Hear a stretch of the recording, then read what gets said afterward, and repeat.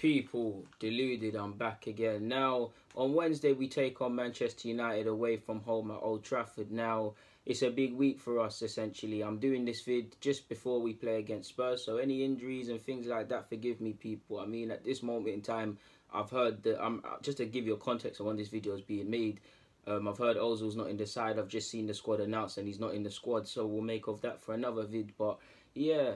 It's a big week from an Arsenal fan's perspective. It's a big week.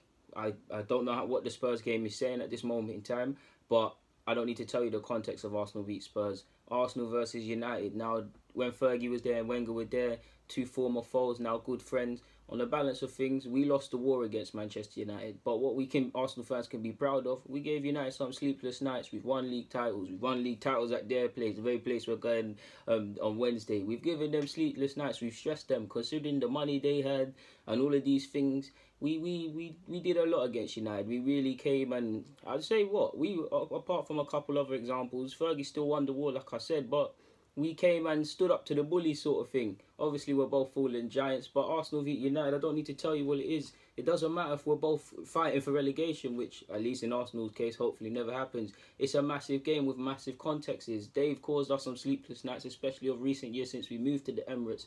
When last did we win specifically in the Premier League at Old Trafford? Arguably, there's actually never been a better time to play Manchester United. They're, 7th in the league, just to be specific for you guys. Like I said, we're yet to play Spurs, but yeah, they're 7th in the league, 22 points. Should they win, and depending on what things happen for Everton, they'll be on 25 points. We'll stay on 27, so at least until we buck them on Wednesday, we'll be ahead of them. But I'd like to think at this moment in time, if we can win, beat Spurs, we're on 30 points ahead of Chelsea. I know Chelsea's still playing Fulham. It's in the background. I'm looking at every now and again, calling my eye people. But yeah, there's never been a better time to play for Man United. I mean, play against Manchester United. If I'm a Manchester United fan, similar to how I'm saying as an Arsenal fan, we need to kind of show what we need to show against United. United fans, they've not been on the best run of form. The last 6 games, they've had 2 draws. They got the defeat against Manchester City. Good comebacks against Bournemouth and Everton, but none of the games have been convincing. None of the players are really playing convincing, and they drew against Southampton in their most recent game. It's Arsenal. You saw Palace get a good draw against United at their place. Forgive me if I'm wrong. You obviously saw Wolves do the same. Newcastle gave scares and things like that. There's points to be had at United, or you can get at this United side. But if you're a United fan or anyone connected with it, specifically the players as well, you need to. The fans won't forgive what's been happening in the last few weeks and the performances that's been being put in by the players. But if you were to beat Arsenal, it would. I wouldn't say it put things right. But if there's now a bigger game to get your stuff together, get your ish together, it would be now, isn't it? For me, regardless of how United have been in recent weeks, or really the start of the season, I think they're gonna turn up against us. It's United. It don't matter how rubby United are. Like last year, they showed us what they're about as well. Obviously, if we remember the game at the Emirates, we shot us. At Old Trafford, they beat us. We rested players, and I think we put in a good performance. But ultimately, they did the double against us.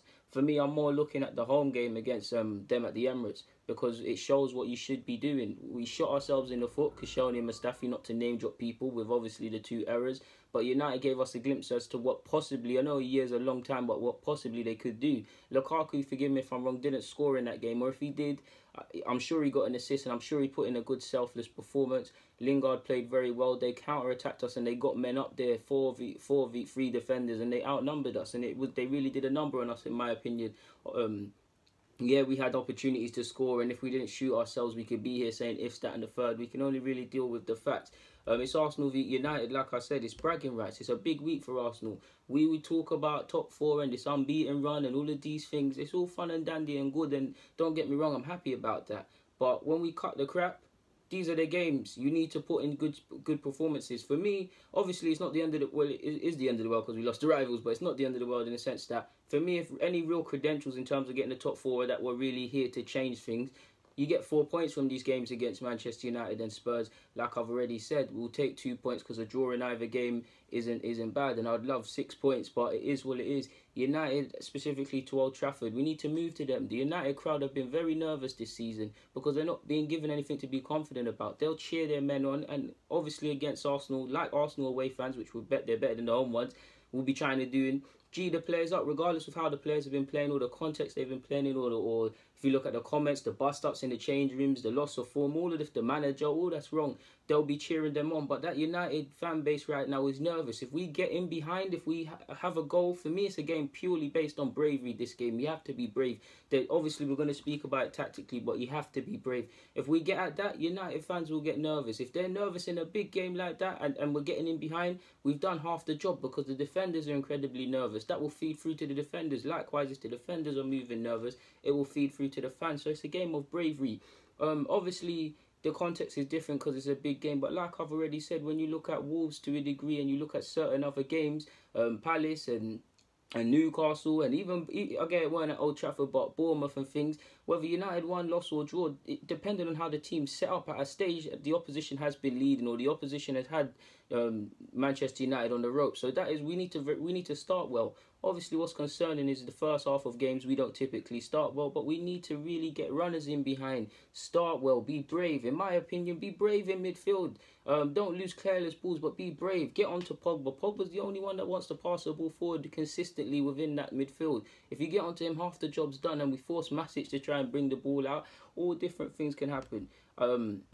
United, for me as well, we clearly, the style of play isn't there, the fluidity and all of these things that the United fans have been calling for last season, isn't there. They've got some good players, but because of, obviously, the players have to take blame as well because ultimately they're on the pitch, but because of the way, at least from what I see, that they're being coached or being told how to play, there's no fluidity. If there's no fluidity and there's none of these sort of things and great movement and stuff, you're not really going to create chances. United don't really create any chances too tough, so stats might not back it up. But when I look at them, one thing you have to be wary of, you look at the two games against Juventus and a couple others, set pieces and individual moments of brilliance, you need to be careful. They're very good from set pieces. You look at the winner they scored against Newcastle. They're vulnerable from set pieces and wide areas as well, in my opinion, and we need to get at that back four.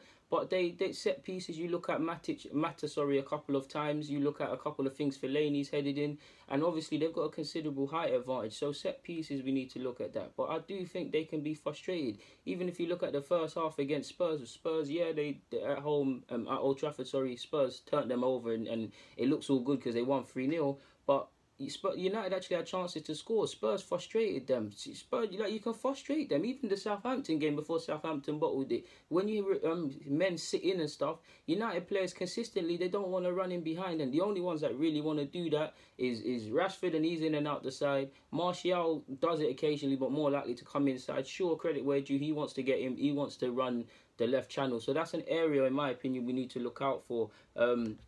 United, obviously, a big reason as to why they got Champions League last year was how they set up defensively. It hasn't been there this season. When you look at a Jose Mourinho side, or whatever you could say of this current Jose Mourinho, one thing you'd say is they'd be kind of sound defensively. Hasn't happened in that.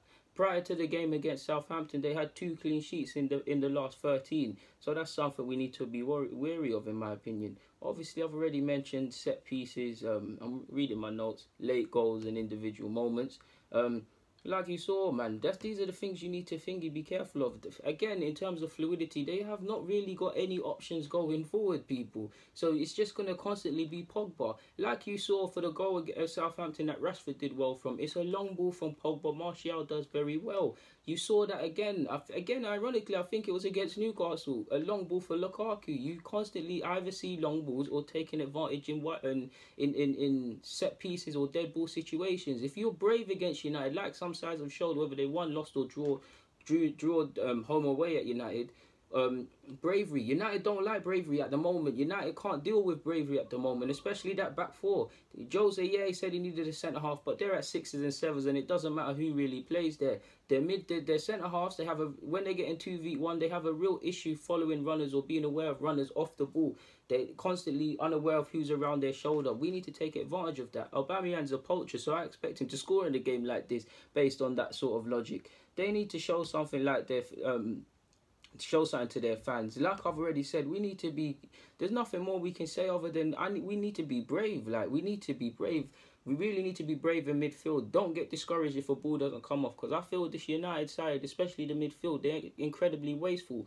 Pogba, again, when you see some of the stuff he does, it's incredibly frustrating. But on his day, he picks some good passes. Naturally, because he's the one that wants to pass the ball forward consistently, fair play if Matt is there, he's going to lose the ball a couple of times, or it's going to go lost astray. Matic and Ander Herrera, that's not their strength. So we can, if we're brave in midfield, if we capitalise on their losing the ball, if we remain defensively switched on and rigid and isolate Lukaku to the point where there's no forward options for the man in front, that's what we need to do. That's a big reason as to why sides have gotten something against United in periods, or whether they've walked away something, because they frustrate, they remain rigid, there's no options for the men in front, there's only a couple of players that really want to play that forward pass or have it in their locker, so it's just going to be sideways. It's not rocket science. Of course, football's not this easy, and we can always sit here and speak about it and things like that, but we just really need to be aware of certain things. Like, I've got some other notes. Obviously, they're winning less tackles statistically this season as well. What they've this season is 58%. Last season is 65. It was 65. So that could be a reason as to why they're in the situation they're in. Yeah, man, they've not won in 3 Premier League games and things like that. Me saying all of this about Man United, we still need to credit them, because their top goal scorer is Martial. He's got 7 goals. They get these, from game to game, they get these little periods in games. You look at the Bournemouth comeback, you look at the West Ham comeback, you look at Southampton, ironically, you look at, for a period against Spurs, they get these little 10-minute passages where they're peppering the side, or it's clicked in some of their brains, okay, we're Man United, we need to play forward passing. This is what historically our style's been under Ferguson. I don't know past Ferguson. Pass it forward. We need to be wary of. We need to be incredibly wary of that. We need to be wary of movement as well. Rashford is one of the only players that consistently makes good runs into the channels when he wants to. We really need to pay attention to that. We need to double up against their fullbacks. We need to take on their fullbacks. It's a game purely for bravery, people. Their fullbacks don't like it when they're having to defend with their back to goal, defending on their heels. Get at them. Cross balls in early, because if their fullbacks don't like it, and I've just said the movement, the centre-halves, whoever plays, is unable to deal with the movement of strikers and stuff like that, these are things we need to capitalise on. This United side have conceded 28 goals already this season. Last season, they conceded 23. They had 7 losses last season. They've got 4 this year. On one hand, this is more reason, if you're a United fan watching this, why United need to show something to the fans, and why I'm wary of fight backs and spirit and stuff like that. But if you're an Arsenal fan, these are things we need to take advantage of. There's never been a better time to play Man United or try and beat Man United. Obviously, we're Arsenal, so it's different. But yeah, like I said, cheap mistakes have been costing them, like us. And another thing, I think Dalot is a good fullback. He hasn't had too many look-ins at with Man United, having arrived in the summer because of injuries and things like that. I heard Young is suspended. If Young's not suspended, then forgive me. But I think he's a good fullback, and he'll come out, he'll turn good on the whole of it. But he hasn't played that much football. It's a big game. United are not doing well as a side. Take him on. Get at him. They don't make him nervous and things like that. If Young can play, then Young's been appalling. So you see what I'm saying. If you go and watch the first 30 minutes against Juventus, I think it was the home game or whatever game Juventus were wearing the white kit. Look at how Cuadrado capitalised on them. The left-hand side of United is really the only thing that concerns me, and I feel Lukaku, yes, it's been banter that he's been in this sort of form. Trust me, people, I've been laughing my head off. But I'm still going to respect Man United, because it's Man United, because it's a big game, because of Lukaku's record. There's still goals within that side. There's still ability within that side. It's not going to be a walkover. I just want, if I see bravery and things like that, then I'm hella confident. Personally, I think Arsenal have a psychological issue when we play specifically at Old Trafford. It's like we accept defeat sort of thing. Whether a lot of these players, all of them weren't there when we last won there, so it shouldn't be there. But I don't know. That's just one of my thingies in it, people. But if we remain defensively solid, we can frustrate this side. If especially in midfield, they're probably gonna. It doesn't matter if they go with a pivot, and we'll speak about this in another vid. But if they go with a pivot, then we need to limit Pogba and make Matic pull Matic out of position. If they go with a 3, it's gonna be a flat 3. Under Herrera and probably Fellaini or Matic, whoever, their strength. I'm not gonna say they're rubbish midfielders, but their strengths are not on the ball. They're gonna respect us a bit too much. They're gonna press us and try and foul us, but on the ball, if they give us any chances, especially if Xhaka's probably the greatest midfielder in the world when he's got all the time in the world. It's a shame that that's not the only component to being a good midfielder. Take advantage of this. Play balls in. Fullbacks need to be brave and things like that, especially. United's defenders cannot handle consistent movement across that back four. Their fullbacks, they're not really switched on essentially at 24 hours. We've got a lot wrong with how we play and stuff like that. But I'm an Arsenal fan. I'm just saying what we need to look for. Don't let Pogba get his head up. Don't let him control that ball and get his head up, man. Like, you have to discourage him from wanting to play football, in my opinion. So, yeah, that's what I'm saying, innit, people?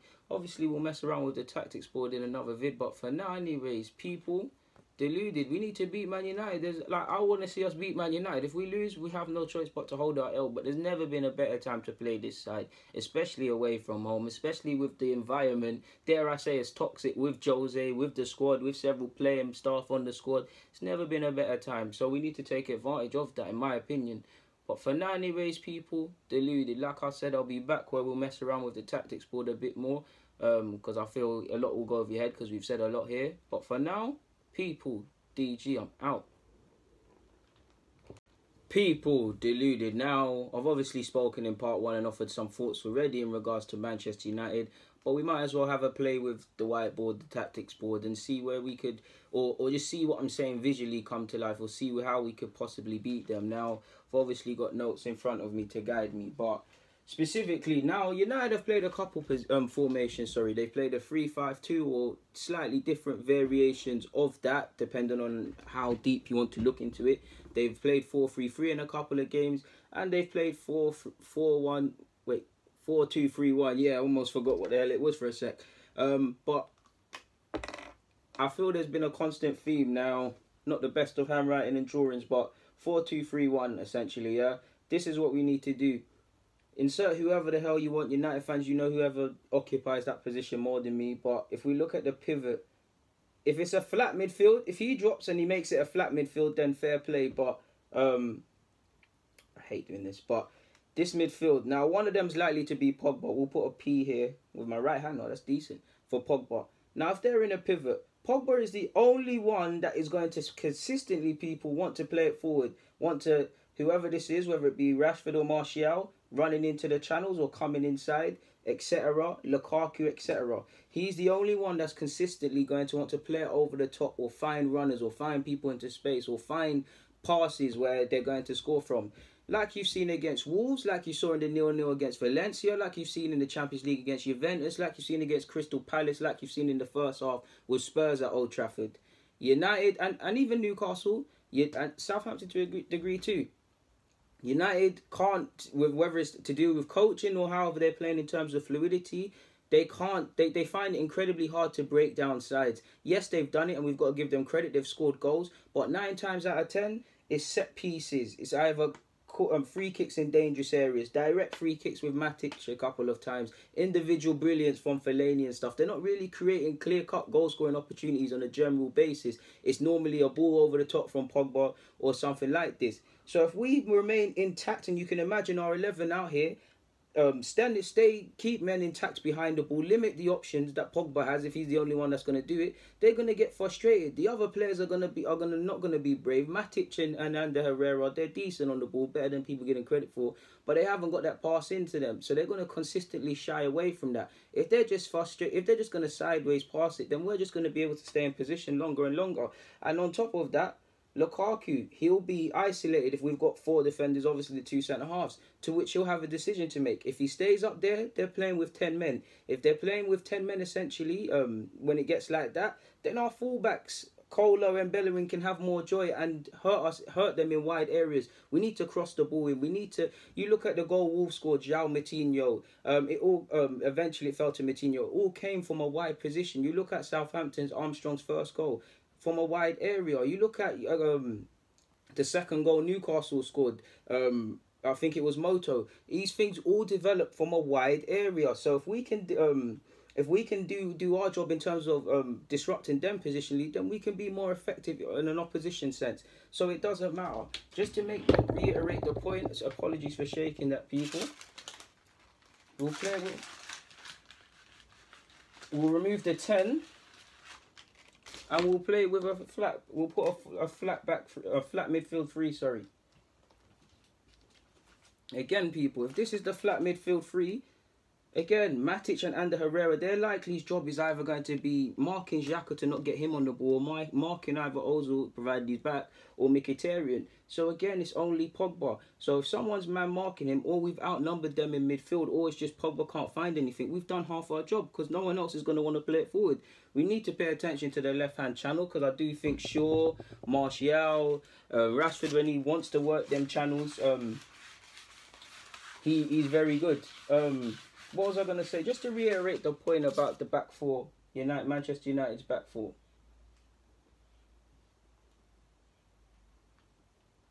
Give me 1 second, people. Put it there. We've got to really exaggerate this.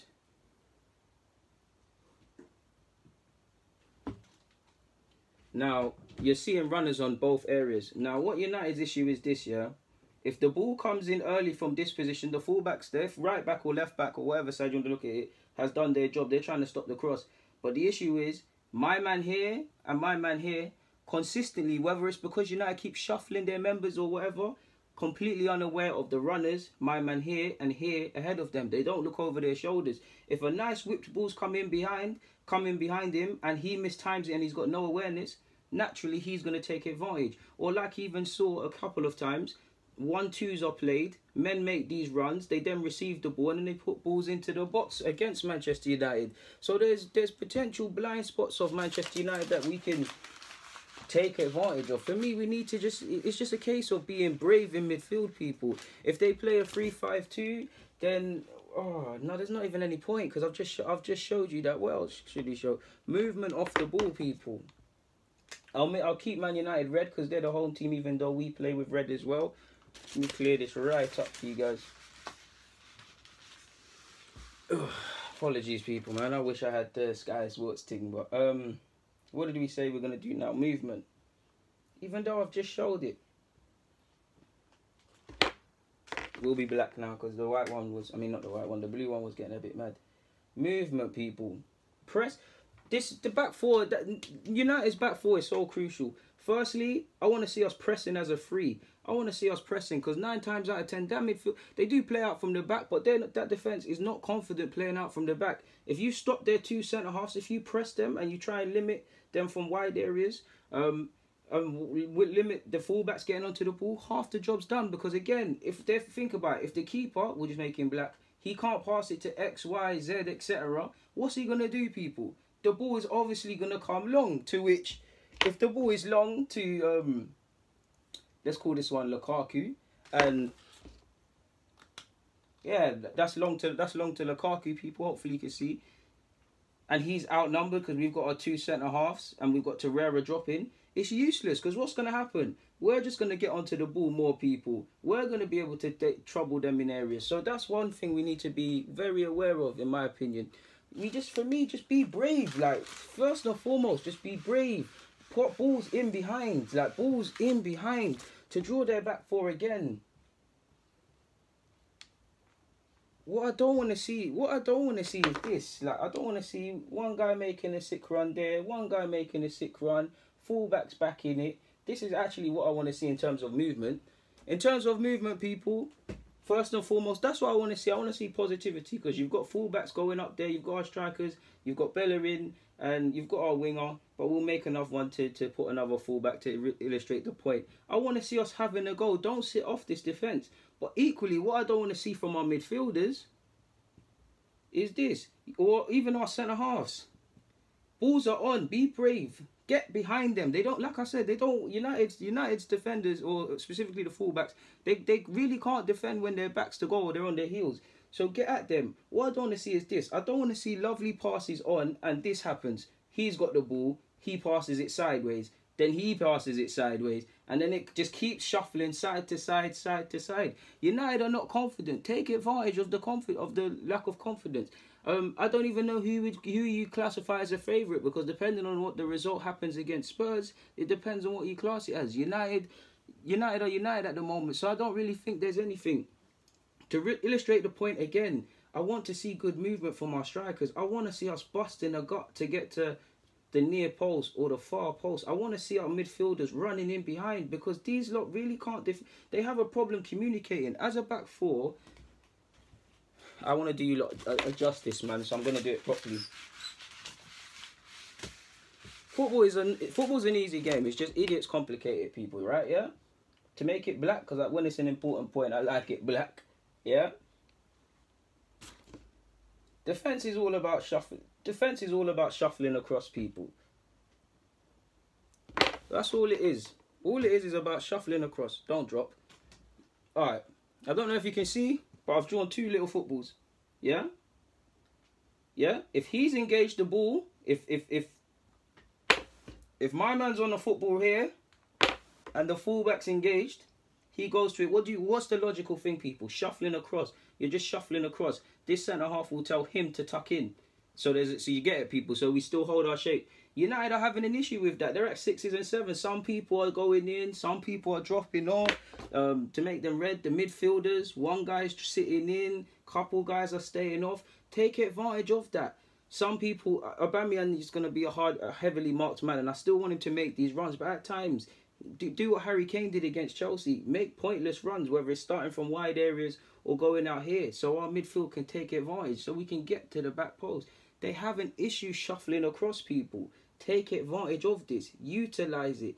If you don't understand what I mean by shuffling side to side or shuffling across, if you could imagine you're one of these people, right, and you've got a left-hand side and your right-hand side, if not, literally pull both of your hands, put both of your hands out as wide as you can. Now look to your left and look to your right. That's all you're essentially doing as a centre-half. If you're shuffling to one side and you haven't looked over your right shoulder, but a striker's creeping in and he scores, it's your fault. It's football. It's not a hard game. We really need to take advantage of stuff like that. In short, early, again, people, let's say we're them this time, where we've got the ball. Let's say we're the same example. We was the opponents in this very same example, but a green one now, a green ball. Balls in behind, again, in behind, direct passes, bravery. It doesn't even matter if it doesn't necessarily work, people, just forward. We can't deal with, and I'm not even making sense of this moment, we can't just go from side to side. It really isn't going to help us. It really will not help us. And again, let's focus on the midfield this time. Their midfield don't want it. They don't want it. If it's a flat midfield, people, it's not hard. It's not hard. If it's a flat, oh, look at all that stuff dropping. If it's a flat midfield, press them. Press them. Pogba's the man in the middle. Press them. Because why? They're either going to go home to their centre halves. They're either going to go long, to which we should be remained intact defensively. They're either going to go sideways, to which we should have enough men in midfield. And that's probably why I will probably go with I'd probably go with a 3 in midfield, but yeah, I'm not too sure at this moment in time, to be fair with you. So yeah, like, in short, people, we need to exploit wide positions, exploit wide areas, cross early, remain. If we can hold our shape, then we've done half the job, because this side is not the best of sides in terms of disrupting the opposition and things like that. With that being said, and I've already said, bravery, crosses, movement off the ball, press the midfield, be brave in midfield, limit their options, force them to make a mistake. With all of that being said, in terms of the team's approach, I'm actually not too sure who I would play, you know, and I'd probably have to make another video about that. I actually don't know who I would play. I don't know who I'd play. It all depends at this moment in time, man. Do you know what? After the Spurs game, I'll go again. But yeah, man, at least I think I've given you guys what to expect tactically. And I mean, one big inspiration I'll take is actually Valencia when they got a 0-0. Now, Valencia's got a good defensive record in La Liga as a general point, so they're a better side defensively than Arsenal will ever be. But when I look at Palace, when I look at Wolves, I look at how a couple of these sides have played, it's given me inspiration of sorts. But I think this is a game where we need to be brave. We're never going to be at this moment in time, good defensively in terms of clean sheets. So I think it's a game we've probably got to go 4-3-3 and be absolutely fearless. In fact, do you know what? I can do it in this vid. I will go Leno in goal. Socrates and Holding would be the centre-halves for me. Right back would be Bellerin. If Monreal's back, Monreal, but Kohler at left back. In midfield, I would actually go Torreira, Xhaka and Guendouzi, because all three of them are quite brave on the ball, regardless of what you want to say about them. Up front, it'd be Aubameyang, Lacazette, And I'd probably go with Iwobi, you know, purely because he links up well with them too, and he's quicker than some of the options I could have selected. Could have went with Mkhitaryan, but I just want us to be brave. I want people to be brave on the ball. Ironically, I'm actually considering starting Aaron Ramsey, but obviously because of the context of his how he's been in the last few weeks and stuff like that, that might not necessarily be advisable. But for now, anyways, people, hopefully I've given you guys some good context. So yeah, like I said, if you want to look at how they've been in wide positions, look at Juventus and games like that.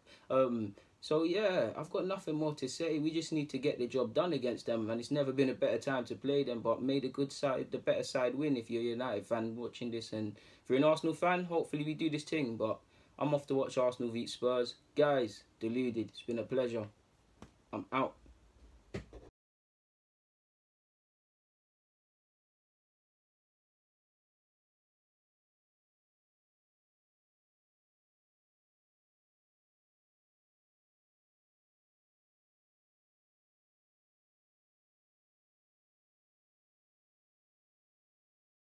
People, deluded. Quick one. Now, at this point, you've probably seen my preview into Arsenal versus Manchester United, or Manchester United playing Arsenal because we're visiting them. But obviously, I did it before Arsenal versus Spurs. I haven't got that much time on me, and it's Sunday, so I need to prepare and I need to go out. But so I made I made the preview. Obviously, we've seen things change in the sense that we've now seen Ramsey playing in decent form. I think initially I said either him or Guendouzi or both of them could be used against United, but we've seen, I definitely said Xhaka should start, and Xhaka's now been suspended, so I felt, let me update my opinion. Now, based on how we played specifically against Spurs, I feel I wouldn't go necessarily three at the back. I must admit, based on how our approach, it did entice me to want to go three at the back against Manchester United, but I still feel either 4-2-3-1 or 4-3-3, or somehow getting both of them lads up front would do us. I feel we need to be a bit more set up offensively, a bit more offensive, or a bit more to offensive strengths than we would against than we did against Spurs. Better yet, I'm a bit wary because of course Xhaka is not the best defensively, and he's a lot. All his issues are probably defensively, but what midfielders are left now? If I look at our midfield and I say,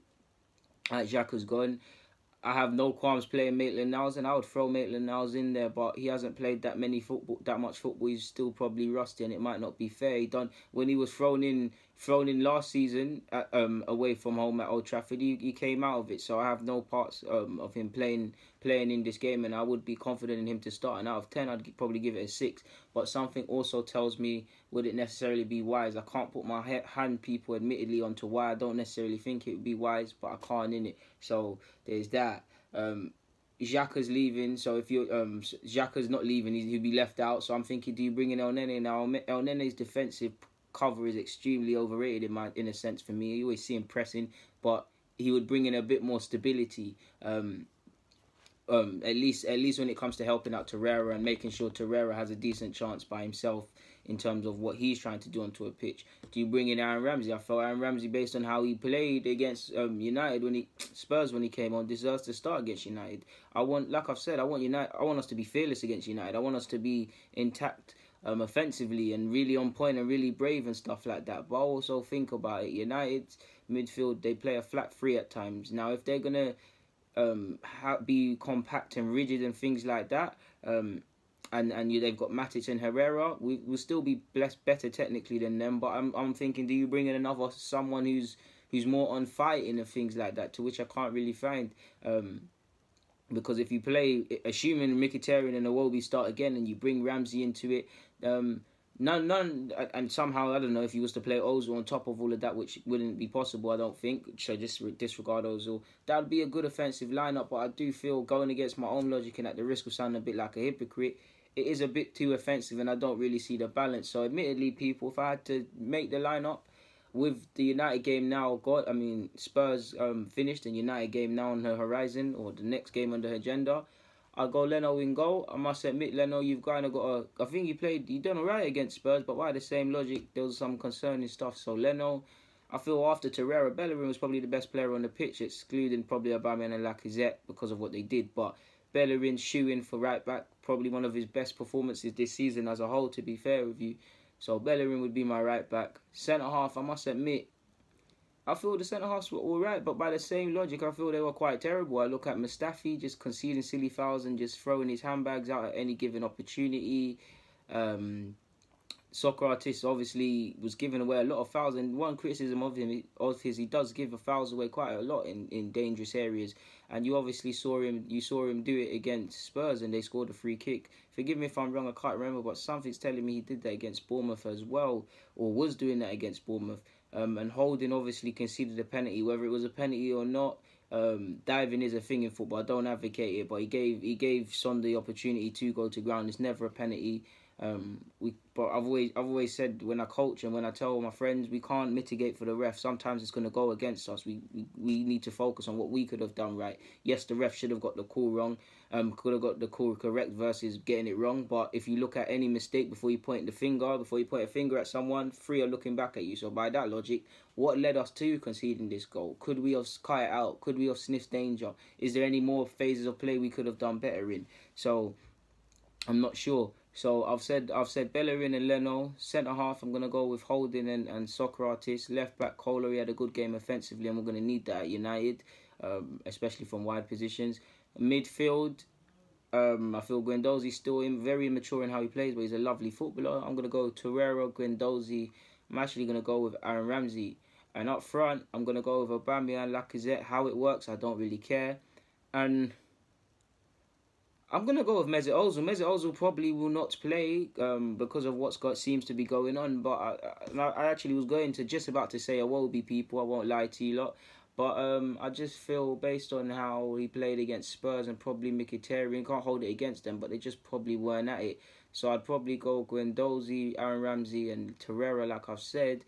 And up front, Aubameyang, Lacazette. And I'm just going to go with my gut instinct and say Ozil, to be honest with you. But it'll probably be Iwobi. On that note, people, deluded, thank you for watching and rocking with me. What more can I say on that?